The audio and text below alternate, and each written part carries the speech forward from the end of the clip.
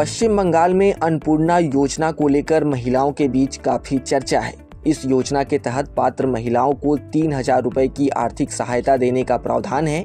कई लाभार्थियों के बैंक खातों में यह राशि पहुंच चुकी है, लेकिन बड़ी संख्या में ऐसी महिलाएं भी हैं जिनके खाते में अब तक 3,000 रुपए की राशि नहीं आई है।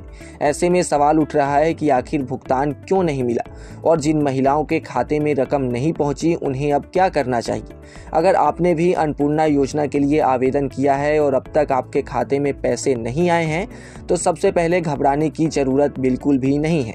आपको अपनी पात्रता और बैंक खाते से जुड़ी जानकारी की जांच जरूर करनी चाहिए। अन्नपूर्णा योजना के तहत बड़ी संख्या में महिलाओं को आर्थिक सहायता देने की योजना बनाई गई है। रिपोर्ट के मुताबिक योजना के लिए करीब 1.80 करोड़ महिलाओं ने आवेदन किया था।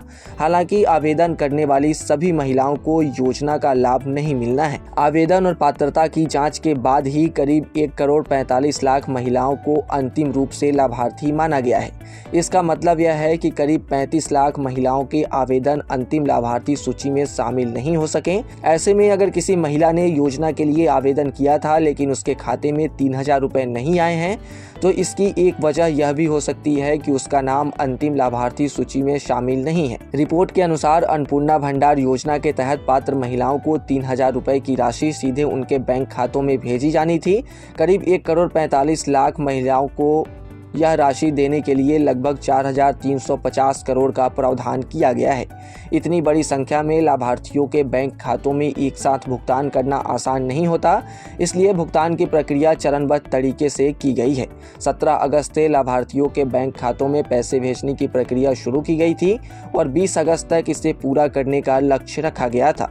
हालांकि अगर तय समय सीमा बीतने के बाद भी किसी पात्र महिलाओं के खाते में 3,000 रुपए नहीं पहुंचे हैं, तो उसे अपनी जानकारी की जांच जरूर करनी चाहिए। सबसे पहले यह पता करना चाहिए कि आवेदन करने वाली महिला का नाम अंतिम लाभार्थी सूची में है भी या फिर नहीं। सिर्फ योजना के लिए आवेदन कर देना पर्याप्त नहीं है, क्योंकि भुगतान केवल उन्हीं महिलाओं को किया जाता है जो सरकार की तय पात्रता शर्तों को पूरा करती हैं और जिनका नाम अंतिम सूची में शामिल होता है। इसके अलावा बैंक खाते से जुड़ी किसी गलती के कारण भी भुगतान अटक सकता है।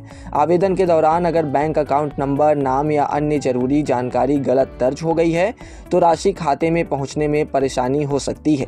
इसलिए लाभार्थियों को अपने बैंक खाते की स्थिति की जांच करनी चाहिए और यह सुनिश्चित करना चाहिए कि आवेदन में दी गई बैंक जानकारी सही है।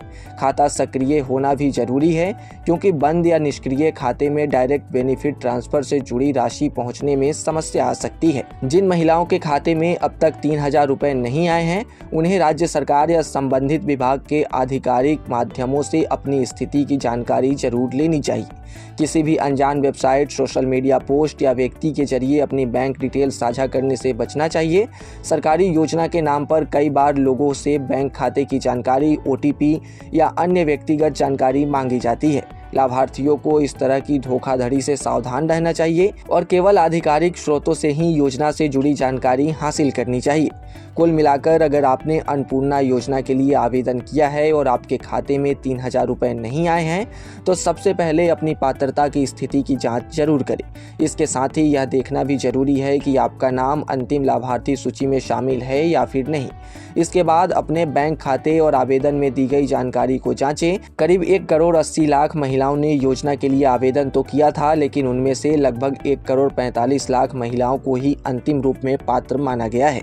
इसलिए आवेदन करने के बावजूद सभी महिलाओं को योजना का लाभ मिलना तय नहीं है। अगर आप पात्र हैं और आपका नाम लाभार्थी सूची में शामिल है, तो भुगतान से जुड़ी जानकारी के लिए संबंधित सरकारी विभाग के आधिकारिक माध्यम में संपर्क करना बेहतर विकल्प हो सकता है। इसके साथ ही आपके लिए यह भी समझना जरूरी है कि अगर आप पात्र हैं, आप पात्रता रखते हैं योजना पाने की और योजना की लिस्ट से आपका नाम कट गया है, तो आप इसके लिए अपने संबंधित अधिकारी से संपर्क कर सकते हैं। यानी आप अपने ब्लॉक में जाकर प्रखंड विकास पदाधिकारी से इसकी जानकारी मांग सकते हैं और उनसे कह सकते हैं कि आपको फिर से आवेदन करना है। इसके साथ ही जरूरी दस्तावेजों को रखना भी आपके लिए बेहद जरूरी है। अगर इस योजना से संबंधित आपके पास कोई सवाल है या फिर आपको पैसा नहीं मिला है, तो अपनी बात कमेंट सेक्शन में आप रख सकते हैं। हम कोशिश करेंगे कि आपकी प्रश्नों का उत्तर दें और ऐसे ही तमाम अपडेट्स और शेयर मार्केट से जुड़ी तमाम जानकारी के लिए आप बने रहें गुड रिटर्न्स डिजिटल के साथ।